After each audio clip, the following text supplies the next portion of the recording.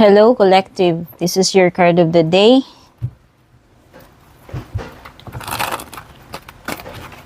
Maaari itong magsilbing guidance sa inyo. Babala. Ano man yung mensaheng dala-dala sa inyo na itong ating card of the day. By the way, this is a timeless reading.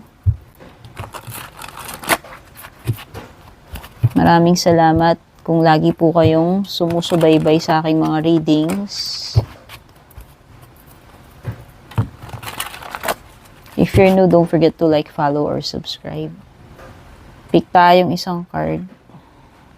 Wow, this is the Ace of Wands. Di ko nakita yung sarili ko. Tatayo na lang ako, guys. Kung clue about zodiac sign yung hinahanap mo, it could be a fire sign, Aries, Leo, or Sagittarius.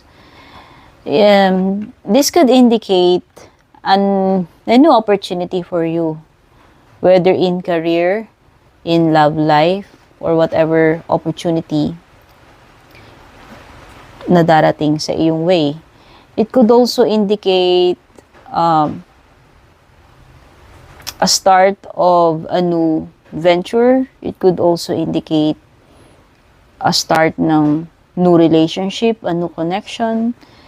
Anything na sumisibol pa lamang, pasibol pa lamang, sisimulan pa lamang, paparating pa lamang sa'yo. But there is a great potential in this card kasi kung nakikita ninyo, by the way, sorry, gold foil nga pala ito, nagre-reflect. So, as you can see, may mga dahon dyan na, tumutubo dito sa wand. So, it's an indication na there is growth, there is potential. No? Maaari itong maging stable, lumaki, lumago. Okay? And, kung napapansin ninyo, na itong wand na ito is being held by a hand na nag-emerge sa clouds. So, this indicates an offer. Might be an offer sa iyo ng langit, no? It could be a blessing. This could also indicate pregnancy. So, yan yung mga gusto na magkaroon ng baby. Pwedeng ito ay pregnancy na paparating.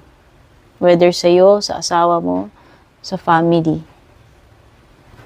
Okay? So, yan yung mga possible na maaaring mangyayari. Messages for you. Thank you so much for watching. Love you all. Take care. God bless.